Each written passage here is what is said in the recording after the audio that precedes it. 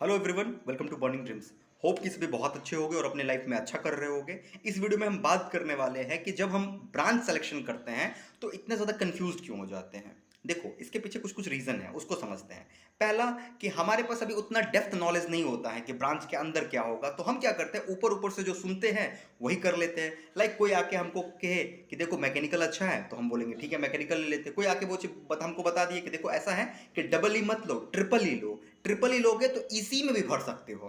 तो हमको लगा अरे यार ये तो सही बोल रहे हैं, तो अब हम क्या किए, डबल ई को छोड़कर ट्रिपल ई की तरफ चले गए। कोई आके बोले कि देखो आईटी सेक्टर में जाना है तो तुम ईसी मत लो, सीएससी ले लो, हम सीएससी बदल लिए। और एक तो कोई आके तो मैं कह दिया कि सिविल में बहुत स्कोप है, तो अब ले, पूरा का पूरा हुजूम जा रहा है सिविल की तरफ। मैकेनिकल से पढ़ाई किए हो, इलेक्ट्रिकल से पढ़ाई किए हो, इलेक्ट्रॉनिक से पढ़ाई की हो 3 साल, लेकिन अब तुम सिविल में जा रहे हो। सोचो ये कितना बड़ा प्रॉब्लम वाला बात है। सवाल, ये तो प्रॉब्लम हुआ, ये तो क्वेश्चन है कि हाँ भैया ये प्रॉब्लम है, ठीक है ना। अब इसको सोल्यूशन क्या है?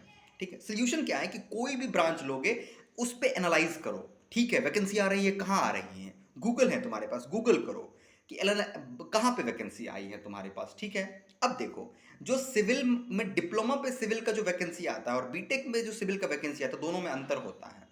बीटेक के बाद जो सिविल का एक अच्छा खासा ऑप्शन होता है वो पीएसयू होता है। गेट से जाओगे या फिर तुम एसएससी के थ्रू चले गए। ठीक है, अब क्या होता है, और भी थोड़ा बहुत जूनियर इंजीनियर का वैकेंसी आता है जो कि बीटेक को भी अलाउ करता है, लेकिन मैक्सिमम जगह पे जूनियर इंजीनियर डिप्लोमा को अलाउ करता है। तो अगर तुम्हारा देखो, अगर तुम्हारा सिविल ब्रांच है तो ऑब्वियस है कि तुम सिविल लोगे। ठीक है, बीटेक में सिविल ब्रांच है, 3 साल तुमको डिप्लोमा में सिविल में मजा नहीं आया, तो तुम स्वतंत्र हो कोई भी ब्रांच लेने के लिए। अब दूसरी दूसरी बात करते हैं। तुम इलेक्ट्रिकल हो, 3 साल तुमने इलेक्ट्रिकल पढ़ा है। अब अगर तुम्हें इलेक्ट्रिकल में बिल्कुल मजा नहीं आया तो तुम इंडिपेंडेंट हो कोई भी ब्रांच लेने के लिए। लेकिन तुम सिविल या फिर कोई और ब्रांच इसलिए ले रहे हो क्योंकि उसमें वैकेंसी है, तो ऐसा स्टेप मत लेना।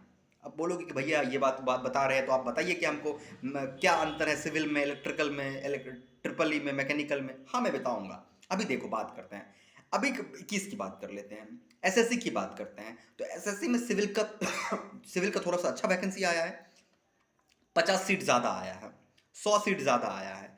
लेकिन क्या सिविल वाले एएलपी में बैठ सकते हैं? लोको पायलट का जब आएगा वैकेंसी तो बैठ सकते हैं। क्या सिविल वाले के लिए डीआरडीओ में भी ज़्यादा सीट आएगा? क्या सिविल वाले के लिए बार्क में भी ज़्यादा सीट आएगा?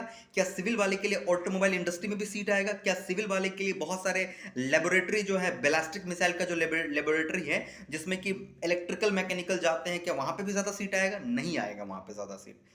तो अगर तुम सिर्फ दो चीज को देख रहे हो कि एसएससी में ज्यादा सीट आ गया, थोड़ा बहुत इधर ज्यादा सीट आ गया, और तुम इसलिए सिविल ले रहे हो, तो मत लेना।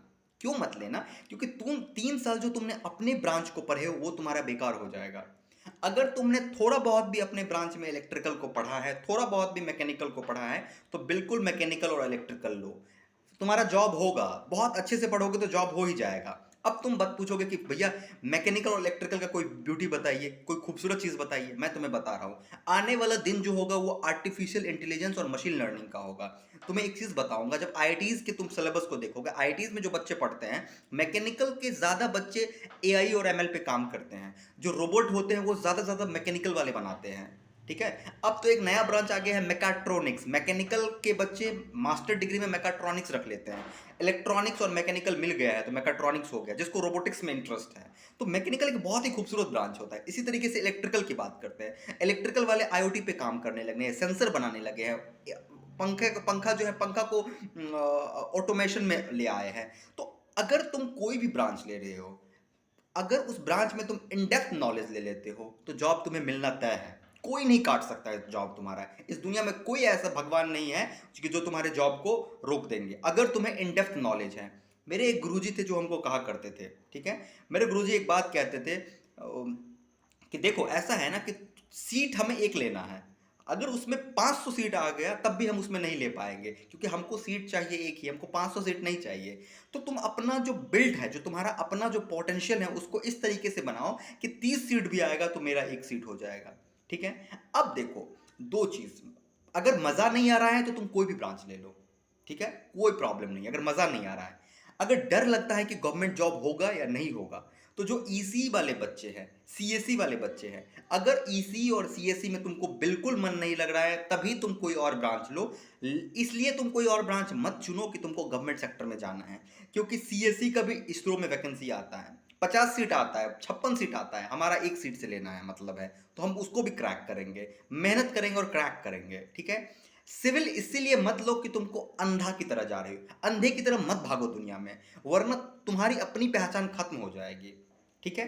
तो कोई भी ब्रांच लेना है, पहला मजा आता है, मजा नहीं आता है तब तो कोई टेंशन नहीं है।